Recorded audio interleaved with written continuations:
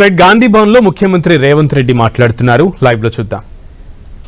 దేశాలలో జరుగుతున్న పరిపాలన మీద అవగాహన ఉన్న వాళ్ళను ఏర్చి కూర్చి దానికి చైర్పర్సన్గా డాక్టర్ బాబాసాహెబ్ అంబేద్కర్ గారిని రాజ్యాంగాన్ని రచించడానికి ఆనాడు కాంగ్రెస్ పార్టీ నియమించింది. ఆ సందర్భంగా చాలా చర్చలు జరిగినాయి, సూచనలు వచ్చినాయి, వాదోపవాదాలు జరిగినాయి. భారతీయ జనతా పార్టీ భావజాలం ఉన్న వాళ్ళు ఈ దేశంలో పేదవాళ్లకు ఓటు హక్కు ఉండడానికి వీలు లేదు, కేవలం శ్రీమంతులకు ఉన్నత వర్గాలకు మాత్రమే ఈ దేశంలో ఓటు హక్కు ఉండాలని ఆనాడు వాదించింది. అప్పుడు మహాత్మా గాంధీ గారు, డాక్టర్ బాబాసాహెబ్ అంబేద్కర్ ఈ పేద ప్రజలకు నేను ఇచ్చే ఆయుధమే ఓటు, ఓటు అనే ఆయుధం ద్వారా వాళ్ళు హక్కులను సాధించుకుంటారని మొట్టమొదట పేదలకి దేశంలో తమల్ని పరిపాలించడానికి అవసరమైన చట్టాలను శాసనాలను చేసే ప్రతినిధులను ప్రతి 5 సంవత్సరాలకు ఒక్కసారి ఎన్నుకునే అధికారము, ఆ అధికారమే ఓటు, ఓటు అనే ఆయుధాన్ని ఆనాడు పేదలకు భారతీయ జనతా పార్టీ పూర్వాశ్రమంలో ఉన్న జనసంఘ కావచ్చు, ఆ వాసనలో ఉన్న వాళ్ళ యొక్క ఆలోచనకు వ్యతిరేకంగా ఆనాడు కాంగ్రెస్ పార్టీ, మహాత్మా గాంధీ గారు, డాక్టర్ బాబాసాహెబ్ అంబేద్కర్ గారు పేదలకు ఓటు హక్కు ఇచ్చి ఈనాడు ఉన్న రాజ్యాంగాన్ని మనకిచ్చిండ్రు. ఆ రాజ్యాంగాన్ని 75 సంవత్సరాలు పూర్తి చేసుకుంటున్న సందర్భంలో 2024 పార్లమెంట్ ఎన్నికల సందర్భంగా నరేంద్ర మోడీ గారి నాయకత్వంలో ఈ పేద ప్రజలకు అనుకూలమైన, పేద ప్రజలకు హక్కు కల్పించిన, పేద ప్రజలకు భద్రత కల్పించిన రాజ్యాంగాన్ని మార్చడానికి కుట్ర చేసి 400 సీట్లు మాకు ఇవ్వండి, మేము నూతన పరిపాలన తీసుకొస్తామని చెప్పి భారతీయ జనతా పార్టీ ప్రజల దగ్గరికి వెళ్ళారు. అప్పుడు కాంగ్రెస్ పార్టీ శ్రీమతి సోనియా గాంధీ గారు, మల్లికార్జున్ ఖర్గే గారు, రాహుల్ గాంధీ గారు వీళ్ళు ఈ రాజ్యాంగాన్ని మార్చడం ద్వారా పేదలకు అన్యాయం చేసి పేదల హక్కులను కాలరాసి కార్పొరేట్ కంపెనీలకి ఈ దేశాన్ని మళ్ళీ తిరిగి అప్పచెప్తారు. ఆనాడు ఈస్ట్ ఇండియా కంపెనీ ముసుగులో ఈ దేశాన్ని ఆక్రమించుకున్న బ్రిటిషర్స్ వారసత్వంగా బీజేపీ అంటే బ్రిటిషర్స్ జనతా పార్టీ అని చెప్పుకునే విధంగా ఈరోజు రాజ్యాంగంలో మార్పు తీసుకోవడానికి ప్రయత్నం చేస్తారు. ప్రజాస్వామ్యమే ప్రమాదంలో పడబోతున్నది. ప్రజలంతా జాగ్రత్తగా ఆలోచన చేయండి. డాక్టర్ బాబాసాహెబ్ అంబేద్కర్ గారు ఇచ్చిన రాజ్యాంగాన్ని బీజేపీ రద్దు చేయబోతుంది అని చెప్పి రాహుల్ గాంధీ గారు, ఖర్గే గారు అన్ని రాష్ట్రాలు తిరిగి ప్రజల్ని అప్రమత్తం చేసిండ్రు. అందుకే అత్యంత అంబేద్కర్ గారి ప్రభావితమైన రాష్ట్రాలైన మహారాష్ట్ర, ఉత్తరప్రదేశ్లో భారతీయ జనతా పార్టీని, ఎన్డీఏను తుడిచిపెట్టేసింది అక్కడ. అందుకే ఈరోజు భారతీయ జనతా పార్టీ 240 సీట్ల దగ్గర ఆగిపోయింది. ఎన్డీఏ కూటమి ఈరోజు అధికారంలోకి రావడం వల్ల, వాళ్ళు ఆశించిన 400 సీట్లు సాధించకపోవడం వల్ల రాజ్యాంగాన్ని సమూలంగా మార్చి వాళ్ళకు అనుకూలంగా రాసుకోవాలన్న ఆలోచన వాయిదా పడ్డది. ఎప్పుడైతే రాజ్యాంగాన్ని మార్చలేకపోయినో, ఎప్పుడైతే పేదల హక్కులను కాలరాసి ఈస్ట్ ఇండియా కంపెనీలకి ఈనాడు ఉన్న అదానీ అంబానీలకి దేశాన్ని అప్పజెప్పాలన్న ప్రణాళిక వాళ్ళు కుట్రపూరితంగా ఆలోచన చేసిండ్రో అది అమలు చేయలేకపోయినరు. అందుకే ఈరోజు ఆ పథకాన్ని, ఆ ఆలోచనని ఇంకొక రూపంలో అమలు చేయాలని బయలుదేరారు. అదే ఈనాడు ఓటర్ల ప్రక్షాళన అని చెప్పి SIR తీసుకొచ్చిండ్రు. తద్వారా ఈ దేశంలో ఉండే మైనారిటీలు, పేదలు, దళితులు, ఆదివాసీలు, గిరిజనులను, అత్యంత నిరుపేదలను, ముఖ్యంగా నిరుపేదకు, భూమి లేని వానికి, సొంత ఇల్లు లేని వానికి రక్షణ ఓటే. ఓటు ఒక్కటే ఆయుధం. ఇల్లు లేని వాడికి, ఆస్తి లేని వాడికి గుర్తింపే ఓటు.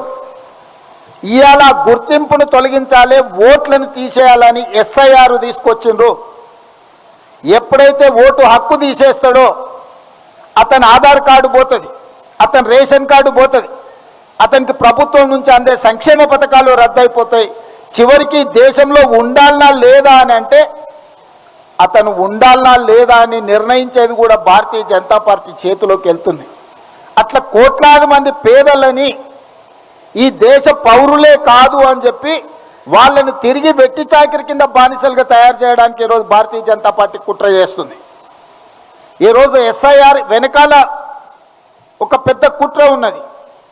రెండవది, వెట్టి చాకిరి నుంచి రైతు కూలీ సంఘాల పోరాటం వల్ల కూలీ చేసేవాడికి కూలీ నిర్ధారించే కనీస వేతన చట్టాన్ని ఆనాడు ఎంతోమంది పోరాటం చేస్తే కాంగ్రెస్ పార్టీ కూలీలకు కూడా హక్కు కల్పించి కనీస వేతన చట్టాన్ని తీసుకొచ్చి దాన్ని అమలు చేయడానికి ఒక వ్యవస్థను ఏర్పాటు చేసి ఈరోజు కూలీ పనికి కూడా లెక్కగట్టి ఇవ్వాలి, శ్రమ దినాలకు శ్రమ గంటలకు కూడా మీరు వేతనాలు చెల్లించాలని చట్టాన్ని కాంగ్రెస్ పార్టీ తీసుకొచ్చింది.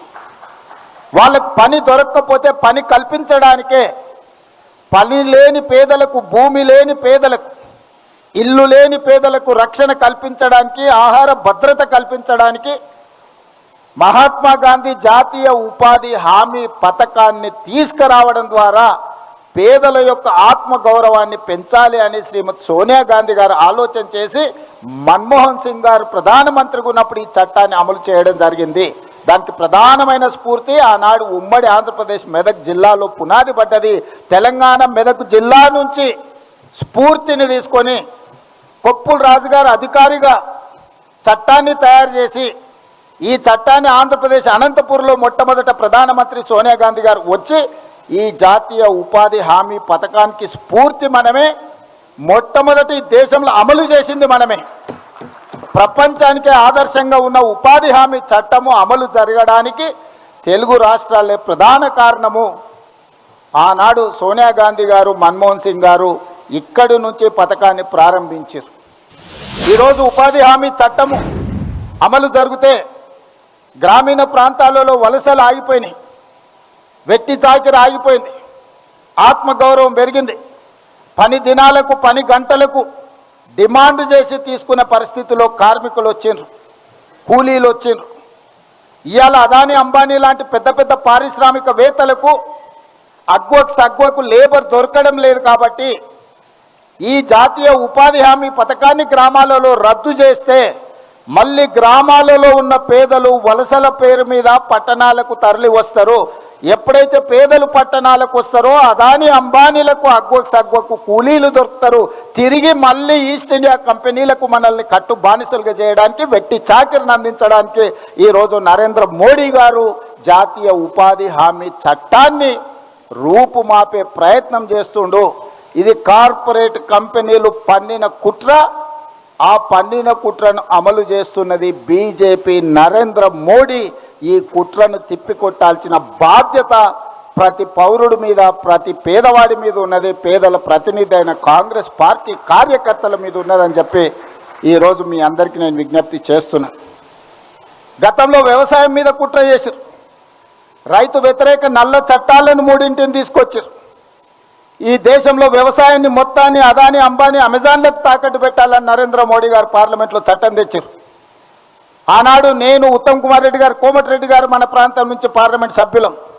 రాహుల్ గాంధీ గారు స్పష్టంగా నరేంద్ర మోడీకి చెప్పాడు, నువ్వు తెచ్చిన రైతు వ్యతిరేక నల్ల చట్టాలను ఉపసంహరించుకోవడమే కాదు, ఈ జాతికి నీతోని క్షమాపణ చెప్పిస్తా, అప్పటి వరకు మేము పోరాటం చేస్తామని రాహుల్ గాంధీ చెప్పిండ్రు. అది నిజమైంది.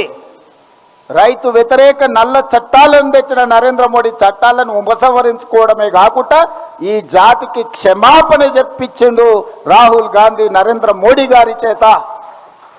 ఇది మన నాయకుడు సాధించిన విజయం రైతుల కోసం.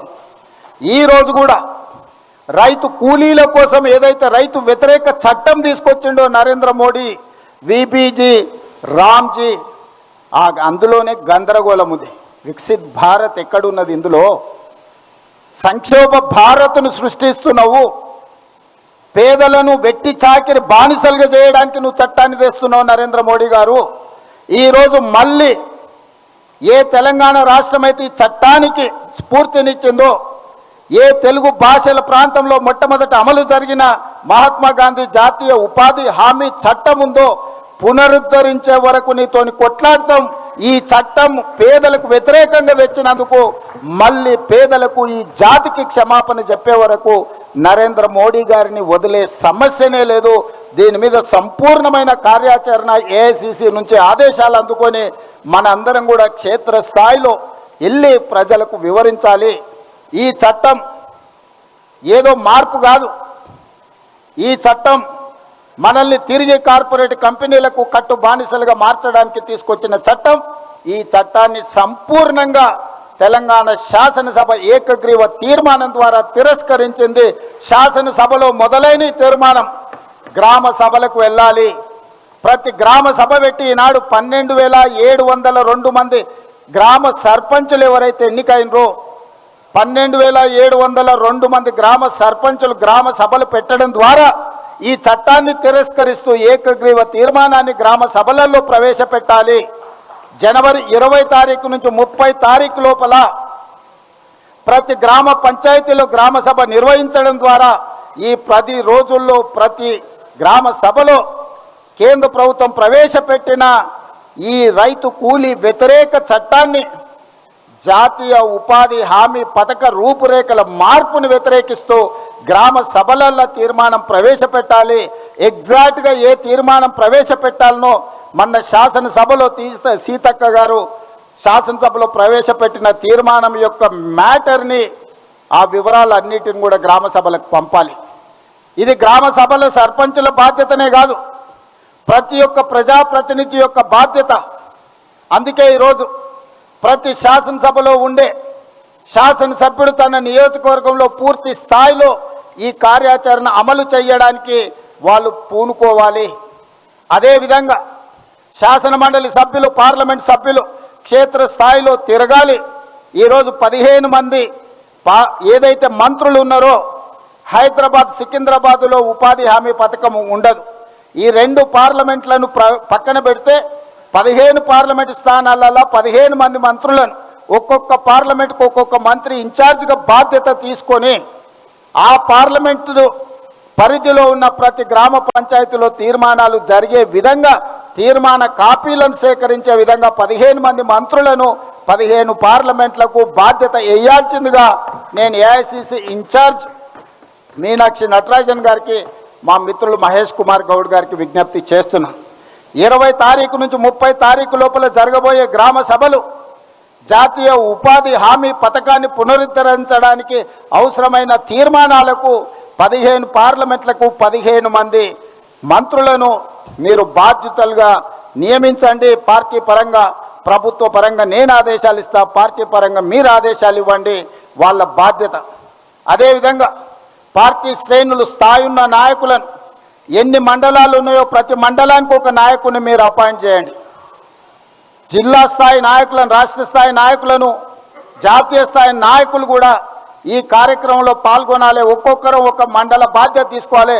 నేను కూడా ఒక మండలం బాధ్యత తీసుకుంటా. ప్రత్యేకంగా ముఖ్యమంత్రిగా కార్యక్రమాలు చేయడమే కాదు, ఒక మండలం బాధ్యత, ప్రతి గ్రామంలో పని జరిగిందా లేదా చూసే బాధ్యత, పర్యవేక్షించే బాధ్యత ముఖ్యమంత్రిగా నేను కూడా ఒక మండల బాధ్యత తీసుకుంటా. ఈ పార్టీలో జాతీయ స్థాయి నుంచి జిల్లా స్థాయి వరకు ఉన్న నాయకులు అన్ని మండలాలకు ఒక్కొక్కరు బాధ్యత తీసుకొని 20 తారీఖు నుంచి 30 తారీఖు లోపల ఈ కార్యక్రమాన్ని నిర్వహించడానికి అవసరమైన కార్యాచరణ తీసుకోవాలి. ప్రతి ఒక్క మండలానికి ఒక నాయకుడి పేరు మీరు అధికారికంగా ప్రకటించాలి. ఆ నాయకుడిదే ఆ మండలంలో బాధ్యత. ఆ మండలంలో ఏదైనా కార్యక్రమాలు జరగలేదంటే ఆ నాయకులే దాని మీద పూర్తి బాధ్యత తీసుకోవాలి. మీరు ఆ విధంగా కార్యాచరణను నిర్ధారించండి. అదేవిధంగా ఫిబ్రవరి 3 తారీఖు నుంచి 9 ఉమ్మడి జిల్లాలు ఉన్నాయి మనకు.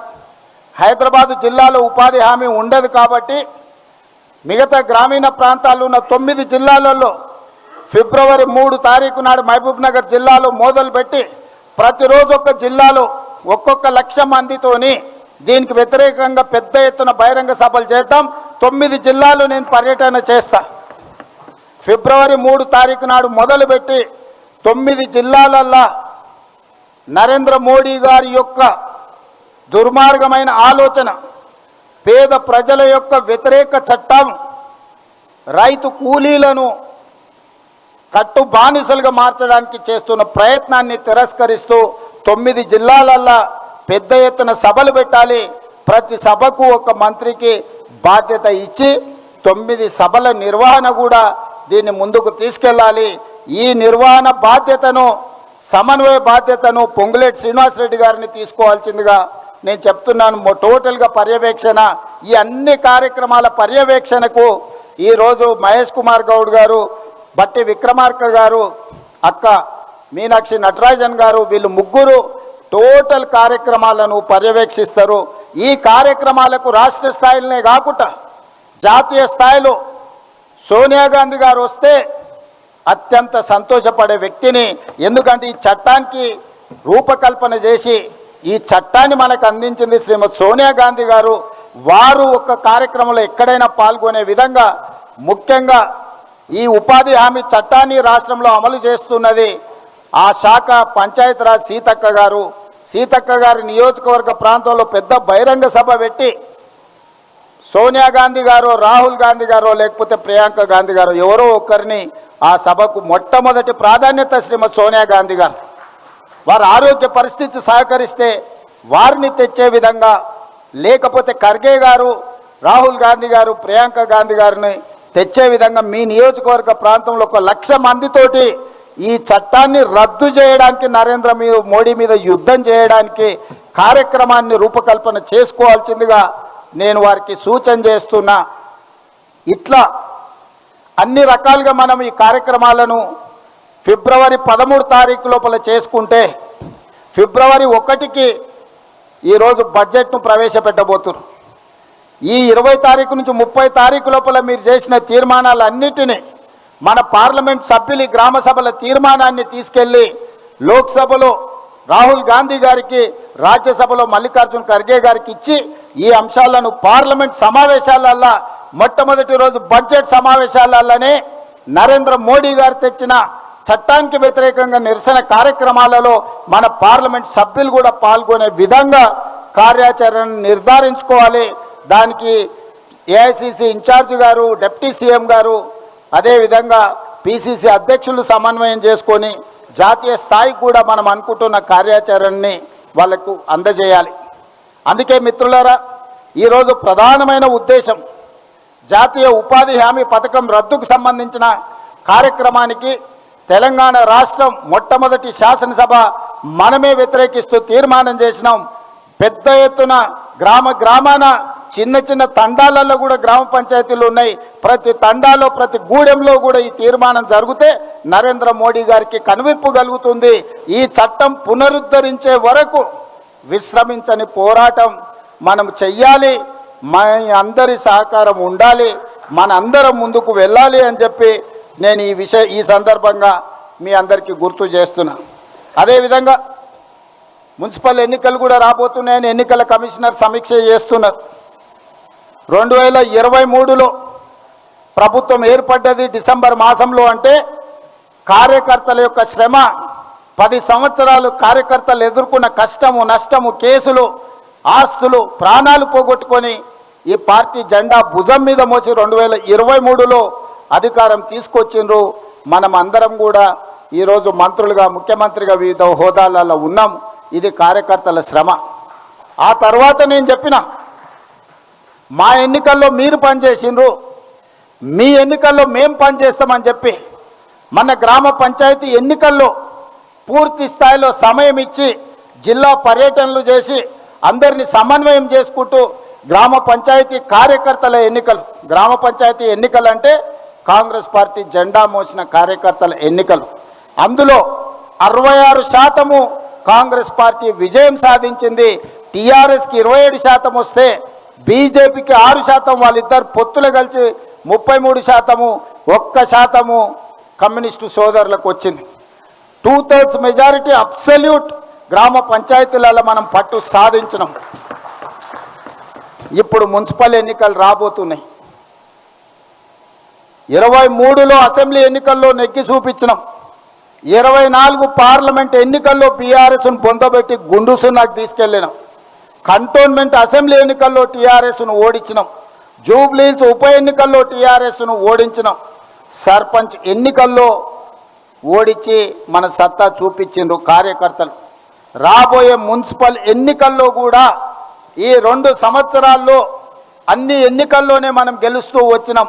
రేపటి మున్సిపల్ ఎన్నికల్లో కూడా అబ్సల్యూట్ మెజారిటీ సాధించి అన్ని మున్సిపాలిటీల మీద కాంగ్రెస్ పార్టీ జెండా ఎగరేస్తే, స్థానిక సంస్థలలో మన పట్టుంటే మన మంత్రులు, మన ఎంపీలు, మన ఎమ్మెల్సీలు, మన ఎమ్మెల్యేలు నిధులు ఇయ్యగలరు, గల్లీలు అభివృద్ధి చెయ్యగలరు. ఈ విషయాన్ని ప్రజలకు చెప్పాలి. ఇవాళ ప్రభుత్వం మన దగ్గర ఉంది. రాబోయే 8 సంవత్సరాలు కనీసంగా మనం అధికారంలో ఉంటాం. ఏ గల్లీ అభివృద్ధి జరగాలన్నా ప్రభుత్వంతోనే సాధ్యమవుతుంది. ప్రభుత్వం నిధులు మంజూరు చేస్తేనే సాధ్యమవుతుంది. ఆ నిధులు మంజూరు కావాలంటే అక్కడ ఉండే స్థానిక సంస్థల ప్రతినిధులు ప్రభుత్వంతో సమన్వయం చేసుకోవాలి. మంత్రుల దగ్గరికి వెళ్ళి ఏం నిధులు కావాలనో అడగాలి.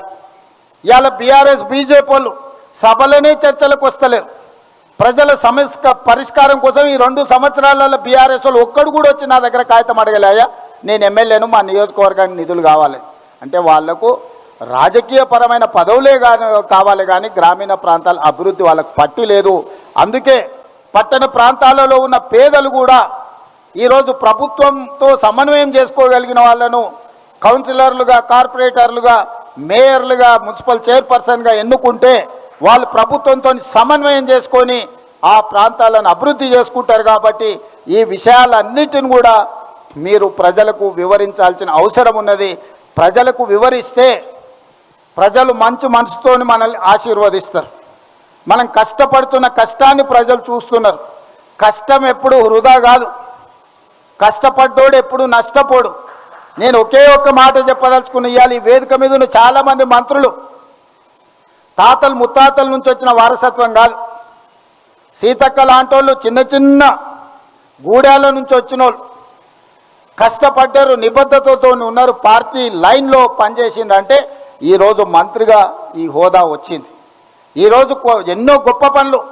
సీతక్క మంత్రి అయింది కాబట్టి సమ్మక్క సారలమ్మ జాతరకు నిధులే కాదు, ఈరోజు 1000 సంవత్సరాలకు అవసరమైన అభివృద్ధి కార్యక్రమాలనికి తనకు నచ్చిన ఇష్టదైవం సమ్మక్క సారలమ్మ అభివృద్ధి కార్యక్రమానికి ఇలా తను నిధులు తీసుకెళ్ళగలిగింది.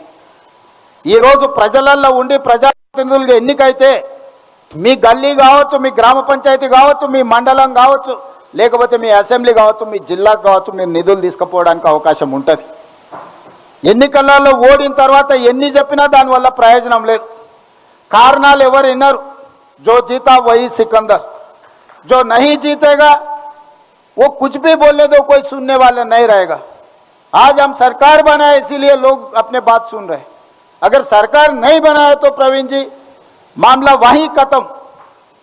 तो इसीलिए सबसे मेरा एक ही गुजारिश है, चुनाव ऐसा वैसा नहीं है. लोग बोल रहे भाई जुबली इलेक्शन में गली गली में क्यों मुख्यमंत्री घूम रहा है, सरपंच इलेक्शन में क्यों मुख्यमंत्री घूम रहा है. तो जिस दिन अपने लिए जो मेहनत की, अपने लिए जो पसीना खून दे दिए, जब उनको जिताने के लिए गली गली नहीं घर घर भी घूमना पड़ता. गली गली छोड़ दो, गांव गांव छोड़ दो, घर घर घूम के उन लोगों को जिताना है. वो लोग मेहनत किए तो हम लोग नेता बने, नहीं है तो हमको कोई पहचान नहीं है. कांग्रेस पार्टी नहीं है तो हमको कोई पहचान नहीं है. ये कुर्सी नहीं है तो हमारे लिए कोई पहचान नहीं है. रेवंत रेड्डी, महेश गौड़ बोले तो ऐसे बहुत सारे लोग हैं दुनिया में. कौन रेवंत रेड्डी, कौन महेश गौड़? आज कांग्रेस के अध्यक्ष बना इसीलिए पूरा देश में उनको पहचान रहा है. आज मैं मुख्यमंत्री बना कांग्रेस पार्टी की वजह से. आज देश भर दुनिया भर मेसी भी आके अपने से फुटबॉल खेला है. नहीं है तो कौन देखेगा? फुटबॉल देखने के लिए भी भट्टी जी एक पास भी नहीं देते थे, है नहीं? ये हकीकत है. अपने को पसंद है ना पसंद है, ये सच है. आप लोगों से भी मेरा एक ही गुजारिश है, जीतने के लिए काम नहीं किए तो आपका भी कोई पहचान नहीं है. गांधी भवन में कांग्रेस पार्टी के ऑफिस में जो मेरे को पसंद नहीं है, जब तक आप बोलना है बोल दो, टिकट किसको देना, किसको जिताना है. जब पार्टी एक निर्णय ले लिए, पार्टी के लाइन पे चलना, उसके बाद कुछ बोलने का हक किसी नेता को नहीं है. जब तक पार्टी तय नहीं करेगा तब तक आप कुछ भी बोलो. पार्टी के अंदर दफ्तर में जाके अध्यक्ष के लिए अध्यक्ष को बोल दो, मंडल अध्यक्ष भी हो, जिला अध्यक्ष भी हो, राज्य अध्यक्ष भी हो, आप बंद कमरे में कुछ भी बोलो. मगर एक बार पार्टी अगर तय कर दे, किसी को भी फॉर्म दे दिया, हो गए बात, वहीं उनको जिताना. नहीं जिता तो मैं मेरा पसंद नहीं है, मेरे रिश्तेदार नहीं है, मेरे दोस्त नहीं है, सब कोई सुनने के लिए यहाँ पर कोई खाली बैठे नहीं है। जो नहीं जिताता है उनका भी दरवाजा बंद हो जाएंगे। इतना तो याद रख के चलना आने वाले चुनाव में, क्योंकि दीदी ने जो बात कहा, जिस दिन इंदिरा जी को दिक्कत आई, इंदिरा जी उधर इधर नहीं गई, तेलंगाना आ गए, मेदक से पार्लियामेंट चुनाव जीतकर इस देश का प्रधानमंत्री बने। जब शहीद हो गए इंदिरा जी, तब मेदक पार्लियामेंट मेंबर थी। जब देश दिक्कत में थे, कांग्रेस पार्टी और गांधी परिवार को खड़ा होकर मदद दी है इस तेलंगाना जमीन ने। आज भी राहुल जी को सताने के लिए ईडी, इनकम टैक्स, सीबीआई सब कुछ केसेस लगा रहे नरेंद्र मोदी जी। इसीलिए मैं मेरे दोस्तों से एक ही गुजारिश है, आज हम सब राहुल जी के साथ खड़ा होकर उनके देश का प्रधानमंत्री बनाना है। जिस दिन जब देश दिक्कत में थे, इंदिरा जी को यहां से हम प्रधानमंत्री बनाए। आज भी इस देश दिक्कत में है, गांधी परिवार दिक्कत में नहीं है, इस देश 140 करोड़ जनता दिक्कत में है। इस मौके पे राहुल जी का नेतृत्व इस देश के लिए बहुत जरूरी है। उनको प्रधानमंत्री बनाने का जिम्मेदारी तेलंगाना से हम लोग उठाना, मैं तैयार हूं वो जिम्मेदारी उठाने के लिए। आप लोग सब तैयार है तो ये आवाज राहुल गांधी जी तक पहुंचाना। मोदी जी को पता होना, आज पूरा तेलंगाना खड़ा होकर 4 करोड़ जनता राहुल जी के साथ इस लड़ाई में शामिल होने वाला है। आने वाले चुनाव में मोदी जी को हरा देके राहुल जी को इस देश का प्रधानमंत्री बनाने के लिए हम लोग पूरे के लिए तैयारी कर लेंगे। ये तैयारी में आप सब लोग शामिल होना, हाथ उठा के जय कांग्रेस, जय जय कांग्रेस, రాహుల్ గాంధీ గారి నాయకత్వం। ధన్యవాదాలు మిత్రులారా। దయచేసి కూర్చో, 2 నిమిషాలు కూర్చో।